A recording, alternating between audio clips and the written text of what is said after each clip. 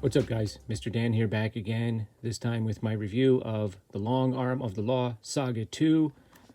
In my first video, I reviewed the contents of this box set, which contains 2 films, and I reviewed the first film. The first film is thought to be really one of the best films from Hong Kong from that decade, the 1980s. And I know there are more films in the saga, so hopefully 88 films will put those out. I'm happy to report that I enjoyed the second one, Saga 2, just as much as the first one.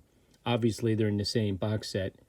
You know, they're under the umbrella of Long Arm of the Law, so they have a lot of thematic similarities. They all deal with gangs and criminal elements from mainland China causing problems in Hong Kong, where they would go to sort of plunder the wealth available in Hong Kong, capitalist Hong Kong, which was part of the British Empire at the time, of course. And both films really depict a gritty kind of underworld where nobody really looks too great. Nobody's really clean. That includes the police. The second film perhaps edges a little bit closer to your more standard Hong Kong action film, but just like I said in the first film, it's not like a stunt-filled extravaganza like some of the In the Line of Duty films are. And this time, the film focuses on 3 former criminals who are now working with the Hong Kong police. They are forced to infiltrate criminal gangs in Hong Kong from the mainland. Now, they are former soldiers and police officers from the mainland who are now in a Hong Kong jail. Okay? You weren't allowed to freely just come into Hong Kong, but sometimes out of desperation to seek a better life, people did that. So these 3 guys, as you can see, they're all bald here. They are pressed into service, given no choice. You just have to do this, and there's some conditions that after their service they will be rewarded with permanent residency in Hong Kong. So initially, it's kind of funny. They're given wigs to wear, and they are hooked up with a character named Biggie, played by Alex Mann, who is an undercover cop. He's been an undercover cop in Hong Kong for a lot of years, so he kind of shows them the ropes, and it's kind of cool. Because they're all from mainland China, so they're having KFC, and then they're having McDonald's, and they don't really know how things operate. And we saw a lot of that in the first film, especially this character here. He's more of the country bumpkin type in this film, and that is actually Yu Wenping's brother, Yun Yut Chow, who's also in one of the In the Line of Duty films, which I just watched. He's very good in this, and apparently he really didn't make too many movies after this. But, and he was in some older Jackie Chan movies. And you have some people from Jackie Chan's stunt team in here. And this is Elvis Su. I'm going to say Su. I'm going to pronounce it Su.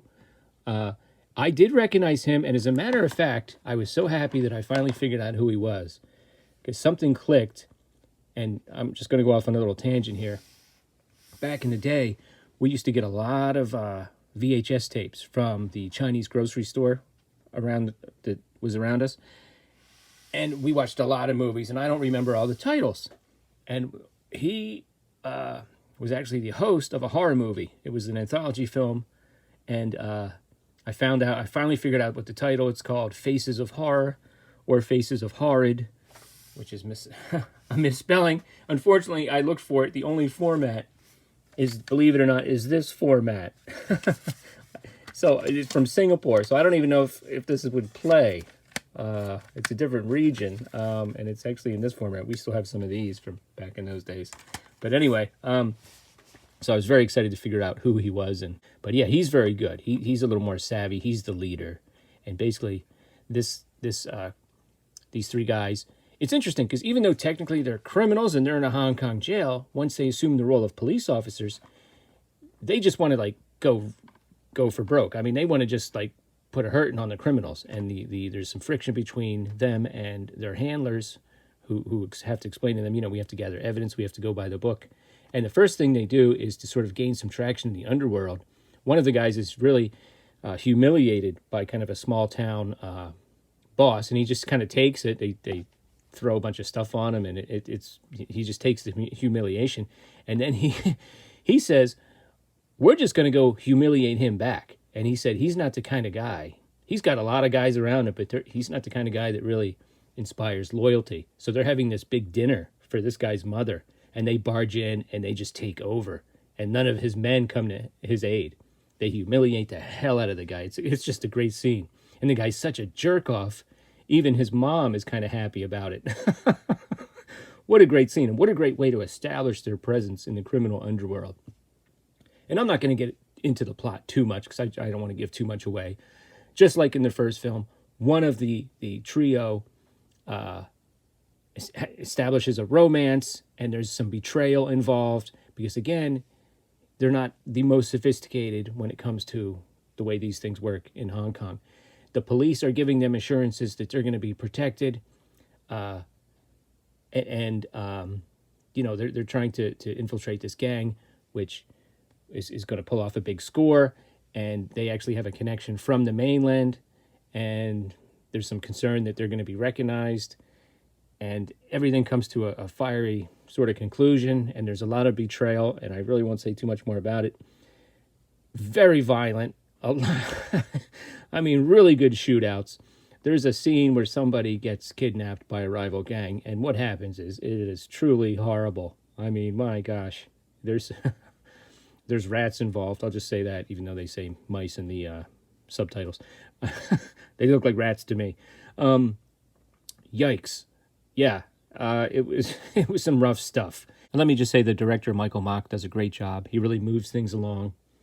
There's really no time wasted, and yet there are times when the action does slow down, and these actors who are just kind of waiting for the next score to happen, you know, they start to develop a relationship, and there's some really good scenes. There's some really good, strong friendships, despite all the betrayal and sort of the chaos around them, and it just makes the whole thing a little sadder at the end and a little more poignant, and really solid film. I have to say, I really did enjoy it, and I can't really explain why, but I think, like, if I want to rewatch one of these in 6 months, it's probably going to be this one before the first one. And again, they're both really good. It's almost hard to pick. Some really good people in it. I recognize this lady from a movie called The Blue Jean Monster, which I watched recently. That was pretty good. Definitely a more recognizable cast, and wow, it was good. What a great box set overall. Two really solid films. I can't recommend them enough.